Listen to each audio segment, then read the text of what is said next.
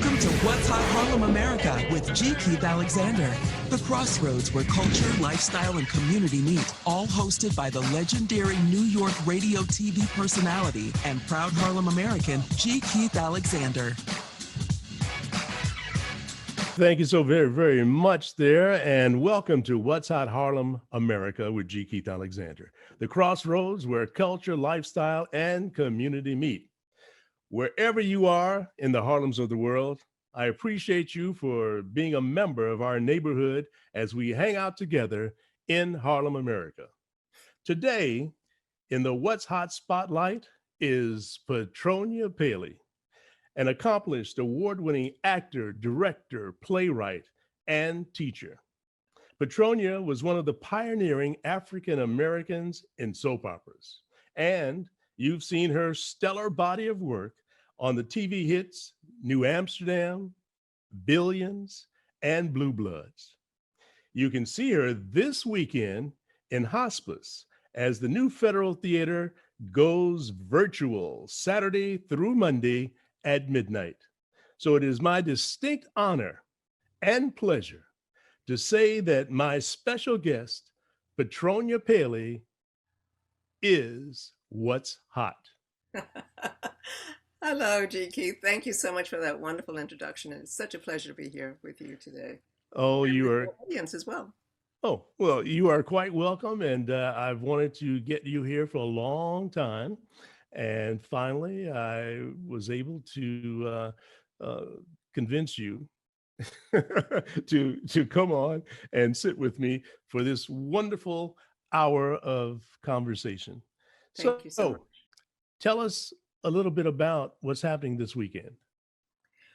Well, New Federal Theater has a reading series honoring Women's History Month, and we are starting out the month with Hospice by Pearl Clegg, directed by Owoye Tim Poe,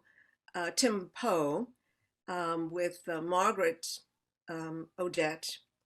And it's a play about a mother and daughter trying to negotiate and navigate a very stormy relationship. The mother has been away for 20 years, and now she's come back to their home to die because she has cancer. So it's very emotional. It's quite interesting. I think people will be enlightened by it to some degree. Now, this is New Federal Theater's 50th anniversary. Is that correct? Yes, that's right. That's right. This year we celebrated a wonderful gala, 50th anniversary, just a couple of months ago, actually. In fact, I was the host of the show. Yeah, 50 years and going strong. Please to God. And how long have you been involved with New Federal Theater? I did my first show down there maybe in, I would say probably in the 80s, when they were down at Henry Street Settlement. Mm-hmm. I did a couple of shows down there, and then I've done shows with them at 42nd Street at the Castillo Theater, and I've directed a show for them there as well. I've directed two shows for them, actually, mm-hmm. One downtown and one on 42nd Street. So I have a long history with them, and they asked me to be on the board, which was amazing, and that's been a very interesting to do that with a group of wonderful people on the committee. So for the audience, and our audience is not just here in Harlem, but in the Harlems of the world, across the country, and even folks listening from overseas. Just tell folks, who are some of the luminaries who have come out of New Federal Theater? Well, some of the people who worked there have been everybody, because at some point when you came to New York as a young actor, you didn't have very many places to go to ply your craft. So they would go there. Denzel Washington has done plays there. Ruby Dee, Ossie Davis wrote a play that he wrote for his wife, Ruby, called Sybil, and I was an understudy in that. Anybody and everybody, Ntozake Shange, her play for colored girls who considered Suicide When the Rainbow Was Enough, got a premiere there. The list is endless. I mean, there are just so many people who had a start there. Was Sam Jackson one of them? Sam Jackson, yes, his wife. Anybody who is gone and done anything in that theater Mhm. has passed through those doors at some point in And the either few gone years. to Hollywood or come to New York Yeah, on the stage, yeah, Broadway yeah, stage. yeah. Chadwick Boseman Mhm. worked there and I started there. He was very early there. Playwright Samiri Baraka, Hmm. all of his plays have been done there. From playwrights, directors, actors, scenic designers, costumers. They've all been there because it was a place to go and work. So let's give a shout out to Woody King Jr. then. Absolutely. Shout out to Woody King, indeed. All right. So you were born in Georgia. I was. Uh, and Georgia's in the news right now for some very significant of things. And want to give a shout out to Stacey Abrams. What was it like growing up in Georgia, Albany, Georgia? Is it? Well, I was born there, and I would go between that and a little place called Milledgeville, Georgia, which was where I spent most of my time because that's where, once my parents were divorced, I lived with my grandparents and my mother in Milledgeville, but I would go back to Albany to visit my father and be with that part of my family. But growing up there was very nice. It was a very I did not see any kind of racism there. I know it was there, but I didn't see it. I guess Mhm. because I was just protected. And so it was lovely. I enjoyed my childhood. I loved going to the church. I loved my grandmother and my aunts and uncles, and I was very protected and cocooned. And then I would go to Albany, and it was the same thing there. So it was interesting. I did get to see how a lot of other kinds of people lived in Albany and Milledgeville, other than the way I was living, Mhm. Mhm. which was, I think, was very important to see that all Black people did not live the way I lived in that in those little towns, and they had a very different experience than the one. And you would hear stories about the Ku Klux Klan, but I never saw anything like that. I would go to the stores and just sort of, and I would come and go as I pleased, walk the streets, go in stores. I've always wondered about the name Petronia. It's a beautiful name, but when I hear it and when I think about it, I automatically want to say Petronia, like it's a Russian or something. How did you get the name Petronia? Well, actually, now there are four generations of us, and I was named for my mother's sister, who was my father's favorite of her sisters, and she was named for an aunt we have, who was named Petronia. But actually, the origins of it, I think, are probably Roman, although you do see it in Russian literature. And I just recently found out that there's a Saint Petronius that I didn't know anything about. So it's a very Hmm. ancient, it's a very old name. How it came to my family, I don't know. I need to do some more research on that, but it is a family name. Petronia. Uh, I like so, the way you say that, Petronia. You know, in the South, they say it another kind of way, which I hated the way they say really? it. I hated the way How, they say it. and how did they see it? They would put emphasis on the Petronia, Oh. on the first syllable.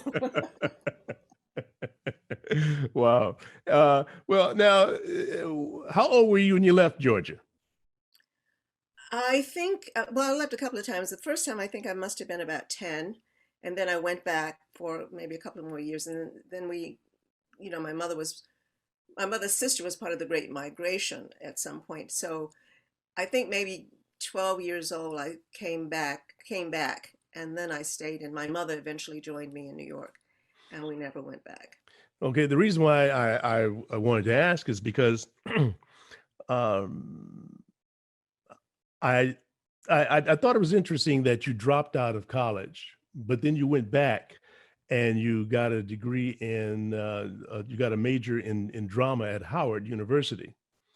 But in between there, somewhere, somehow, at 19 years old, you hitchhiked across South America.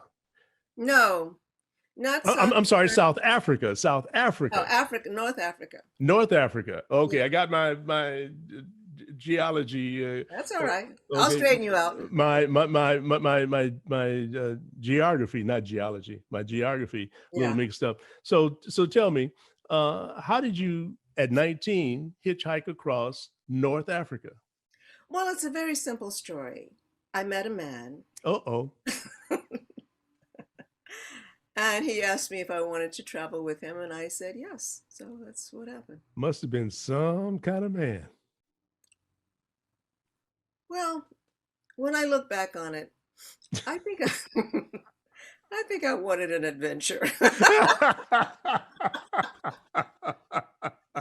I wanted a grand adventure, and I see. I got one. You got one. Well, is there anything you'd like to share with us about your one incident that's most memorable of that adventure? Yes, I would like to share. I loved it. I absolutely loved it. It made me probably the person I am now. So it was very seminal in my growth and my development as a woman. But one thing I remember, we were in the Atlas Mountains, and this man I went with was a world traveler, and he knew he could go anywhere and people would know him. They didn't know him at this place, but the place I want to tell you about was we were up in this mountain, the Atlas Mountains, and we came across these Bedouin family. And they were so poor. They lived actually in a hovel. They lived in a hovel in the ground. Hmm. And somehow we ended up going there. And those people gave us tea, offered us tea. And that was just so, I mean, here they had nothing. Absolutely. Well, obviously they had everything, I guess, that they thought they needed. But they were willing to share. And that's an experience of humanity that I carry with me all the time. And it was a lesson also to be remembered about how much you can do and give to other people, even when you seemingly have very little to give. Wow. But there were many, Interesting. many. I wrote a play about it that incorporated some of those things in it. So Oh, really? it has served me well, that adventure. And we'll talk about that play in a little while. So I guess that's after you came back. That's when you went to Howard and Yes. finished your. I see. Yeah. After that adventure. Uh, okay. So now you have become not only an actor and director and playwright, but you're also teaching what you've learned along the way. How long have you been teaching? It's been a while now, maybe about 15 years. I can't believe so much time has gone, but it's been that long. I was directing something at the Schomburg actually, Hmm. and Fred Hudson, who had the Frederick Douglass Creative Arts Center, saw me working with the actors, and he needed a teacher, and he said, "Would you like to teach a class?" And not one to say no, as you've heard. Hmm. I said, "Yeah, yeah, I'd like to try that," and I did. So he got me started, and I worked there for several few years, and then I did some work at New Federal Theater, and then I decided to go out on my own and have my own acting studio, which I did for a while. And that was called I Actor. I, the actor. I the Actor. Mhm. Okay. And now I'm back at New Federal Theater working with some wonderful, amazing students. I just love them. I love being there and working with them. And what is it you love about teaching? I love to see people who want to do something that is important to them, follow their own passion, Hmm. and who are committed to the work. Hmm. And I just love working with them and seeing their trying to foster their creativity and open them up. So many people, I think, start acting because they're afraid and fearful. They have a lot of fears. I heard somebody say recently that it's also because you have a parent that abandoned you. And I said, really? I didn't know that until recently, but I don't know. But anyway, they come with you wanting and needing so much. And it's just nice to be a part of that process of helping them to grow and explore who they can be. So I love that. And I always, actually, I tell them, I said, I always learn more from you than you'll ever learn from me. I So, was just getting ready to ask you about that. yeah. Yeah. So and then you are very interesting in many ways. Another interesting fact about you, uh, you collect vintage clothing, and you you have collections of art, or you are an artist as well. Tell tell the audience about your passions. Well, I used to collect vintage clothes. I don't so much any longer. I Mhm. really don't have space in my apartment. It's just once I started doing art, my studio is about the size of my dining room table, so I had to cut out some of my collecting habits. Although I do have a very, as it turns out, a very large collection of dolls, and that just happened. I don't know how that happened, but I do. Are they vintage dolls, or what type of There are dolls? all kinds of dolls. Yeah, some of them are vintage dolls. Yeah, but I don't actively collect them. They Mhm. just somehow find their way to me. But Well, you open the front door and there's a doll they walk standing in. They're just standing there. So take me, love me, find a space for me. But I started doing artwork, I guess, um, seriously about 10 years ago, and I started experimenting because I really didn't know. I couldn't even draw. there. Really? No, I couldn't. I could not draw. And then I just started drawing one day. I don't know how it happened. I started looking and I would get art books, and I've always loved art. And I've always been a lover of museums, and I've always looked at art. And but then I just started drawing, and then one day I decided, well, I was just working with, pencil and Hmm. paper. Then one day I decided I wanted to work in paint, so I bought paint and canvas and started working that way. Now I do assemblage, and I also do what I call my little black boxes. So I put things in boxes. So it's an evolving process trying to find my voice actually as an artist. Well, I tell you what, we're going to leave it right there for the moment because we're going to take a short break. I want to thank everyone for listening to What's Hot Harlem America with G. Keith Alexander. My special guest today is Miss Petronia Paley. You've seen her on many TV shows, as well as in film and on stage. So we'll be back to talk with her about her exhibition, so to speak, our art exhibition, which is currently being displayed. As soon as we get back, we'll talk about that if you don't mind, Petronia. I'd love to. Okay, we'll be right back.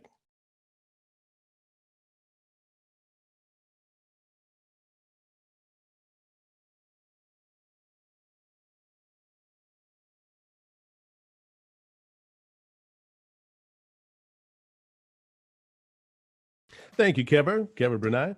Uh, let's talk about your assemblage. Actually, before we do that, it sounds like I could probably be an artist if I just go out and collect stuff and put it on a board, and it wouldn't have to have any real form or fashion or explanation. It's just art. It's just my expression. So tell me about your art, your assemblage.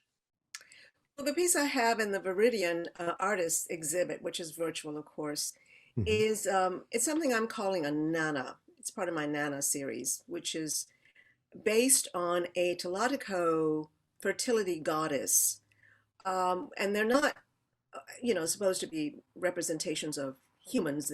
They're goddesses. So she has a shortened arm, a waist, and the original has very broad hips. So I had to actually it was a piece of board I found that I decided to start putting them on the board. And so I like things with texture and I like things that are natural. So I use Chinese herbs, which come in many different forms, and they're just wonderful for me to work with. I have a friend, and I was telling her I use Chinese herbs, and she said, "Well, how do you do that?" I said, "I just put them on the board." But anyway, so this one has, and I love paper. So I have a lot of paper, and I use different kinds of paper, papers from all over. I do have a lovely collection of papers, as it turns out. I like to collect things, not human beings, but I do like to collect things, objects. And so she has this paper elements, they're the Chinese herbs, and then I paint the figure. And then they're feathers also, they're feathers that I use. So it's a lot of, but to your point about you could go out and put some things on a piece of board, I say, yes, you can. If you are so inclined, I think it's important for everybody to express themselves in any way, whether you call it art, craft, or whatever, a hobby, you're a dilettante, do it. Follow Wow. your passion. Well, first of all, I mean, I want to give a shout out to all the goddesses out there. I mean, I've had some familiarity with goddesses in my time, so maybe I might try an assemblage of putting together a compilation of what I would think a goddess would look like out of paper and stones and sticks and herbs and lettuce and maybe a tomato or two, but Well, it is Women's History Month, so why not? And I'm oh, sure your goddesses would love it. oh well, thank you. Thank you. I hope I could sell that art for a pretty penny, Me too. you know, uh, I remember when a friend of mine, comedian Nipsey Russell, and I did not say what's the rap artist's name who unfortunately Nipsey Hussle. Okay, I did not say Nipsey Hussle. I said Nipsey Russell for those young folks out there who may not know who Nipsey Russell is. He used to do Hollywood Squares quite often. And I remember seeing him on Hollywood Squares, but I don't remember seeing you, Petronia, on Hollywood Squares. I'm sorry. When did you do Hollywood Squares, and how did that come about? That was terrible. I am not good at games. Well, when you're on soap operas, you have press agents and you have people who ask you to do things. And so I was asked to appear on it, and I would never, ever, ever be on another thing like that again. I was terrible. Really? How long was your appearance for? Was it a week or a month? I think Or it was only one. I think that was enough for me. I mean, you were that bad that they only had you one time? they did not have me back.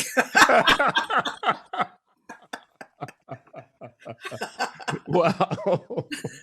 Well, we can laugh about them not having you back, but along that vein, you have been associated with 4 or 5 of the top soap operas that was Another World, The Doctors, Guiding Light. Guiding Light. What else?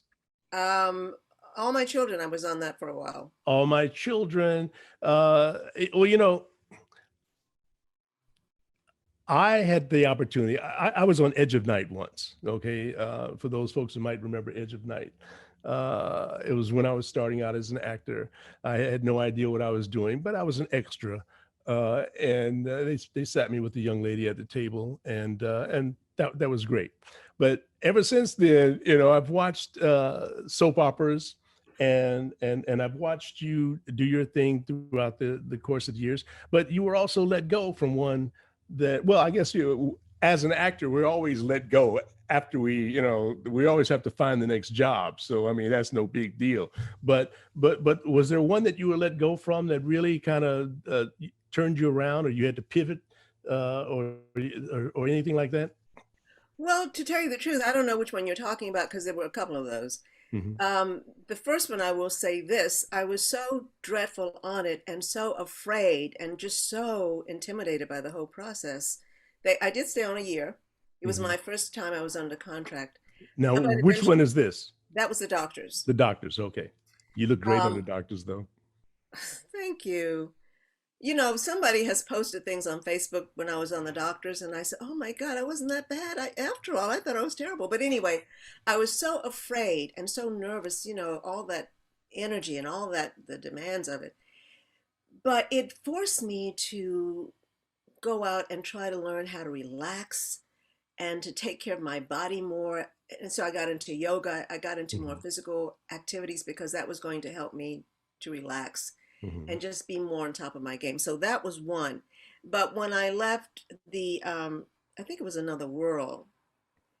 And I was of a certain age, and it Mhm. was that nobody was interested in what I was doing, they, or saying or anything. But it forced me to write a play. So that may be the one you're talking about. That was really, really important to do that. I wanted to really challenge myself. I wanted to feel good about myself, and I wanted to just do something I had never done before. I had written a play before, but I had never written a one woman show. So Mhm. that's what I did. Well, to those naysayers who didn't want to do anything with you after you were let go, you ended up winning 5 awards with this play that you wrote right after coming out of soap operas. So tell us about the play, On the Way to Timbuktu. What what was it about? How involved were you in the production of it? And winning 5 awards, tell us about the awards as well. The play is about a woman. She's actually a college professor, and she's a college professor of Shakespeare's sonnets, and she's teaching the sonnets, but her life begins to parallel some of the events in the sonnets, and she is actually in a fugue state for most of the play, and she recalls her life. So it's her journey going through a relationship in which she's a part of a menage a trois, which happens. Excuse me. You know anything about that? Well, a few goddesses, you know. But anyway, and because of that relationship, it sends her kind of, around the bend and over the stars and all the rest of it. She has a breakdown and she's institutionalized. And so it's her story. And of course, anytime you write, I think you incorporate aspects of your own life. And that's where some of my journey as a young woman comes into play in that play. Mhm, The awards were wonderful. I think they were Delco Awards, which are Black Theater Awards. mhm, I mhm. got one for I think um, best performance of the play. Yes, I think, best solo performance. yeah, I think some of the other ones you're talking about were parts of other plays. I got a lot of nominations. I got a lot of nominations for it. Mhm, Um, Innovation Theater Awards, it got a lot because it was beautiful. It was such a beautiful production. I had live music, beautiful musicians, and twice, and I did produce it once. The first time, Ensemble Studio Theater, which is a wonderful place to be a part of. They mhm. produced the first production, which was absolutely gorgeous, and they just and I had a wonderful director, Talvin Wilkes. It was a beautiful production. Um, there was one time in one theater that I had to uh, partly produce it, so I did that as well. So I took on that hat as a producer. I really would like to see it as a movie. Or television series, I suppose now. Well, yes, that would be wonderful. Would you play yourself? I know. I think no. I'm No. I'm I'm more interested in a young woman's journey hitchhiking. That's the part of the story I'd love to see. A young Black woman um, having those experiences and traveling the world. I would really love to see that. Well, you've got the experience to be able to write it and direct it and act in it. You've got you're a triple threat here. You're Uh, too kind. and you've had the pleasure of directing not just classical and contemporary, but also new plays as well. Uh, Anything you have in the works? No, but let me tell you about one I did do for New Federal Theater that did win a lot of awards. Mhm. Looking for Leroy, which we Hey, did. Leroy. That was really a one two characters. It was wonderful. I think we got every award we were nominated for, Delco Awards. I have recently gotten from Mr. King Mhm, a play by the same playwright. He's asked me to direct it. mhm. Yeah, he's asked me to direct it. So that's coming up probably sometime in June. I'm still in the I just got it a couple of days ago, so I'm still reading it. So that looms. Well, now you mentioned June, so it'd probably still be virtual by Yes. then. Yeah, Okay. absolutely. How do you feel about virtual? I mean, you're teaching your classes, your acting classes virtually as well. I am. Uh, I used to teach my voiceover classes. I did it from 2003 to 2016, I believe. And I taught them live. I had live sessions, but then towards the latter part, I started teaching by Skype. And it was only one-to-one via Skype. But now you're doing your virtual classes via Zoom, and you have a class of how many? I have 14. 14. And how do you find that? How do you feel about uh, trying to get the actor to become the character and I used to tell all my voiceover students, don't read it, be it. So how do you feel about that type of energy, that type of talent coming through Zoom? I'm enjoying it. I find that the students are able, because of the platform, they're able to get together more often to actually do the work of rehearsals, which sometimes when we were in a live setting or in an actual theater, they didn't always have time because they had jobs and they lived in the Bronx or Brooklyn or wherever they lived, and they didn't always have time to get together. So we ended up doing a lot of the work they could have done, their rehearsal time, in class time, which took away from what we could do. Hmm. But Hmm. this Hmm. way, they get together, they meet, they Hmm. rehearse, and it's working. They we and because of the demands of Zoom, I tell them, let's see how creative we can be using this platform, since this is where we are now, because Hmm. that's where we are, and we've got to learn how to use it. So it suits us from that point of view as well, that they can learn how to use it to their best advantage. And I'm enjoying them. They seem to enjoy the class. They participate, they come, they do the work. I love it.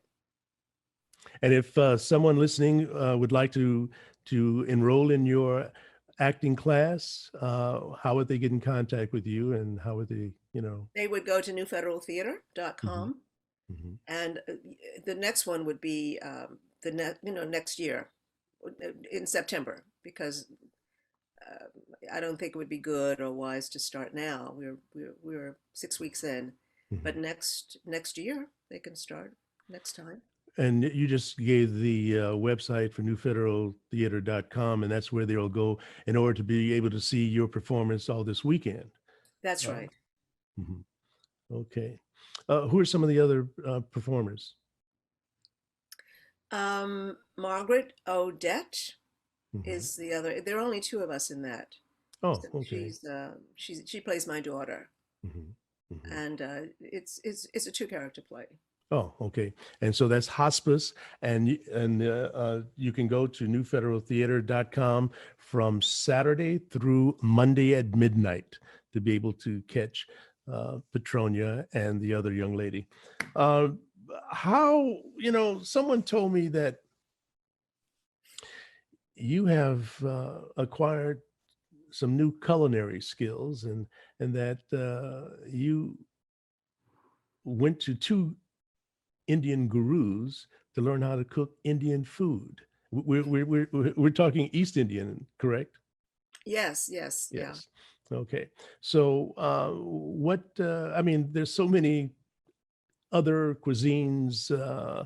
How did you come about? Was it another guy that got you into the Indian cuisine? In a way, but I think having spent time in North Africa and enjoying that cuisine, I really started to love foods with a lot of spice. And I don't mean heat, I mean spices. Mhm, mhm, And I just love, it's my favorite food. And when I started doing yoga, I would have different teachers doing the exercises. And one of my teachers, Swami Bua, mhm. was a wonderful chef. And so I learned to cook learn some dishes from him. Mm-hmm. And there was another one too. I'd rather not go into that one. But The dish or the man? well, yeah, both. I mean, it's nothing salacious. It's nothing salacious. It's just that, yeah. But yeah, he taught me to cook some dishes as well. But I love the food, and I also can read, so I would buy books and experiment and learn things on my own as well. Mm-hmm. Mm-hmm. Well, we are going to be taking another short break momentarily, but I want to remind folks that you can check out the podcast if, in fact, you had to step away or are stepping away and want to listen to the rest of this wonderful show with Petronia Paley. You can always check out our podcast at harlemamerica.com. And we'll have some of the information about Petronia up there, about some of the projects she's working on, new things that she'll be doing, about her art exhibit. And so you can always check us out there. We're going to take this break right now, Petronia. And when we come back, we're going to talk about performing under the stars in the amphitheater in Greece. Ooh, can't wait. Thank you for listening to What's Hot Harlem America with G. Keith Alexander. We'll be right back.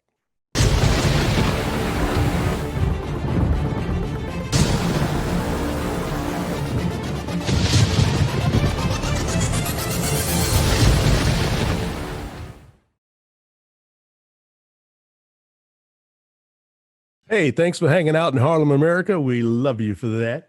Yes, we're here at Petronia Paley. And Petronia, as I look at your resume, you have done more Shakespeare than the law allows. What is it? What has drawn you to the works of Shakespeare? It's a wonderful challenge for an actor to deliver the language, to inhabit those roles, because they're bigger than life. And I think as actors, sometimes you want to experiment and explore something other than yourself or something larger than yourself. And certainly those characters allow you to do just that. Well, let's take about 12 minutes because it's going to take that long for you to run off all of the Shakespearean performances you've done. Can you do it in 12 minutes? Actually, I'm just joking, but Thank you. How many performances do you think you've been in, Shakespearean performances or pieces? I would include classical things as well, and I've also directed. I directed Antony and Cleopatra and some of the classical pieces. Mm-hmm. I don't know offhand. I couldn't really say offhand, to tell you the truth. See, audience, that many. Not that. No, it's not that. No, it's not. Well, look, I'm holding up a list of all this. It's quite some a of bit. Those are classical pieces as well. They're not just all Shakespeare. Okay, well, let's talk about how did you get to perform underneath the stars in the amphitheater in Greece? Well, we did a production of the Oedipus plays, mm-hmm. which of course is Greek, at Shakespeare Theater in Washington, directed by Michael Kahn, who at that time was also the artistic director. And he had an opportunity to take the show, which was enormous cast. Avery Brooks was Oedipus. Ah, Avery. Yeah, we had a tremendous cast of actors. And so we went there. Earl Holliman was there. Mm-hmm. And so we went to Greece, and we performed at this Greek amphitheater, the Odeon. Mm-hmm. And it was magical. I mean, the moon was full, the stars were there, people were in the theater. It was sublime. Well, we happen to have a caller on the line who's calling in to either talk to you or talk to me, or maybe he's performed with you. Greg, welcome to Harlem, America with G. Keith Alexander. How are you? Good afternoon, G. Keith Alexander. How are you today, my friend? Quite well, thank you so very, very, very much. What is your last name, Greg? Good. Greg Mays is my name. I just wanted to call in and give a shout out to my old acting teacher, Miss Petronia Paley, and let the world know that she's a fantastic teacher, and they should definitely go over to the New Federal Theater to take one or two of her classes. I actually took a class with her when she was teaching over at the Frederick Douglass Creative Arts Center that she spoke about earlier. But she was fantastic then, and I can't even imagine just sort of how outstanding a teacher she is now. So I just wanted to give a shout out. Petronia, you're well? I am, Greg, and thank you so much for calling in. So nice. It's been years. So nice to hear your voice. Yes. It's been a moment for sure. I think the last time I saw you perform, you were up at the Yale Rep doing, I forget what play that was. The House That Will Not Stand? Did you come up? I think that's what it was. I did. So I think that's the last time, we saw each other. We talked since then. But it's just good to hear your voice, and I wanted to call and give a shout out and thank Brother G. Keith Alexander for having you on the show. Thank you. Well, you're quite welcome. Thank you so very, very much, Greg. And you have a great day and a better one tomorrow. And thank you for listening. You too, my friend. Thank you. Bye-bye. Sure. Mm-hmm. So that was very nice. Nice treat. Yes. Yes, that was very nice. So I want to get to where you've worked with on the soaps and maybe elsewhere. You've worked with Joe Morton and Morgan Freeman. And that was when you guys were coming up, so they weren't as big as they are now. But what was it like working with the two of them? Well, it was on Another World, and that was when they decided they were going to expand my storyline. Mm-hmm. So they brought Joe on to play my love interest, and he ended up playing two characters he invented for himself. And Morgan was brought on to be my business partner, and then he had a wife, Michelle Shea, and a family, I believe. But they were wonderful to work with, and it was such a wonderful time, and we all bonded very closely, all of the Black actors in that show. So it was a wonderful family, and it was great to work with them and have them around me, because I started out just me, and that's always kind of lonely and fearful, because but when you have a family surrounding you, you feel safe and you feel loved and you feel supported, and it's just wonderful. It was wonderful having them. Are you in contact with either of them? No, I am not. I've lost touch with Joe and Morgan. Morgan went on to be such a superstar, so he was up in the stars somewhere, floating around the. and Joe hasn't done too bad either. I mean, Joe. No, he's done okay. He's done okay. I remember Joe from Brother from Another Planet. Yeah. From I think he only had 1 foot or something like that, or something. I remember him from that, and then he's gone on to really become quite an actor performer. So all right. So now we've seen you on Billions, Blue Bloods, and there's quite a few. And on Billions, you played the general. I mean, tell us about that character. Well, it was the Attorney General, and gosh, I was so disappointed when they didn't do more with that character, because I just love the idea of a Black woman with that much power. Oh, and you had the power. You sat there and you were talking to the guy. I can't remember his name right now. Paul, yes. And I'm sorry. I hate to interrupt you. Continue, please. No, that's fine. Yeah, it was wonderful.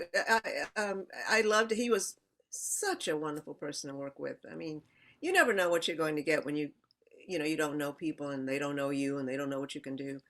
But when the first time I walked into the set, my office, and it was incredible. It was in this building that was a think tank for these Barbara Walters and some other people.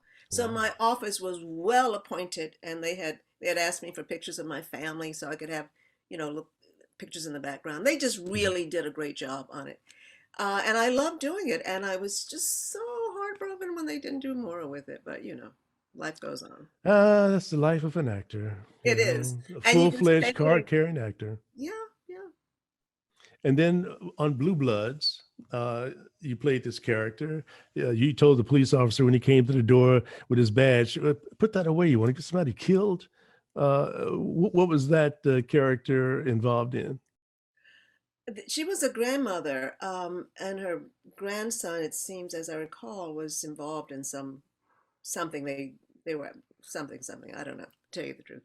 But I know I was a grandmother, and you know, as you get older, you start playing different kinds of roles, and so that was one when I think that was my first grandmother, actually. And I said, "Oh well, here we are." Hey, I know that feeling. I know that feeling because I had to just the other day. I had to do a self audition for CESD, our agency, our talent agency. A wonderful shout out to the folks at CESD Talent Agency and Ken Slavin. I had to do a self audition, and I had to be a grandfather. So we've gotten to those roles now where, you know, they're far and in between, but yet and still we're current. We're, you know, still in the mix, and you can't hit a home run unless you're in the ballpark. So we're still in the ballpark. Yeah. Okay, so that's good. Absolutely. So what type of roles is there anything you'd like to play that you haven't played? I would like to play the President of the United States. Oh, get down. All right. Time it okay. Yes, the time is right. Okay. Yeah, I would like to play powerful women who are doing powerful things in the world. So those are the kinds of things. And, you know, roles that have something to say, that make a difference, not just something that has nothing to contribute to anything. Right. So along this illustrious journey that you've had, what have you had to give up? What have you sacrificed to become the successful actor, director, playwright, and acting teacher that we know today as Petronia Paley? I don't think I've sacrificed anything. I guess one thing I did not have in my life, which was a family. And I suppose that could have been a sacrifice, but that was certainly my choice. At some point, I just knew I didn't want to, or I didn't have the energy to do both. And I didn't want the thought of having to maybe raise a child alone but I've pretty much done what I wanted to do. So I haven't made a lot of sacrifices other than what I just said, maybe, I guess. I don't know. Well, you have sacrificed having a dog. Yeah. Don't want to walk the dog. Yeah, you didn't want to walk the dog because you'd have to leave a party or a performance to go home and walk the dog. Yeah. So that's one sacrifice. Okay, well, I can understand that. So we're winding down after having this wonderful conversation with Petronia Paley, which I've always wanted to have. We've got maybe about 3 minutes left, and I just want to know, what would you like to do if you had a wish list and the top 3 things that you would like to do before your career is over? What are they? I want a nighttime series. I'd like to produce some of the things I want to produce. I have a play that I'm writing now. I want that produced. I want to sell my art. There's so many things I want to do still in life. I want to continue creating art and acting and directing. I just want to continue doing what I do. Well, Harlem America Digital Network, we support small businesses and entrepreneurs. And being an actor, freelance performer, I know that we are entrepreneurs. So we would like to support you. And after today, excuse me, I'm so sorry. After the show, I should say, your page. You're going to have your own page on Harlem America Digital Network, and on that page will be it'll be this podcast. But when people come to listen to the podcast, they'll be able to see images of you as well as whatever you have, what projects you're working on, and we'll even put your demo. The demo that you have on Vimeo, we'll put that up so that when this will be your page, and whenever you want to freshen it up and put something else on, you just let us know, because that's what we do here at Harlem America Digital That's Network. fantastic. Thank you, Keith.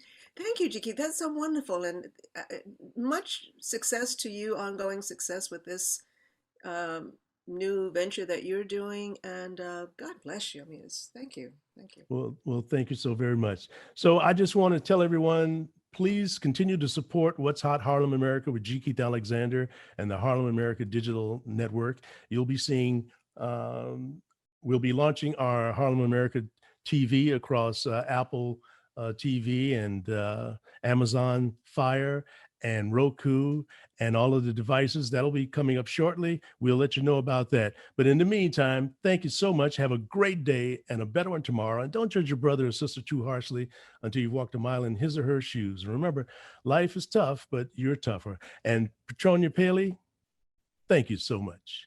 Thank you. Thank you so much. You're welcome. Thank you.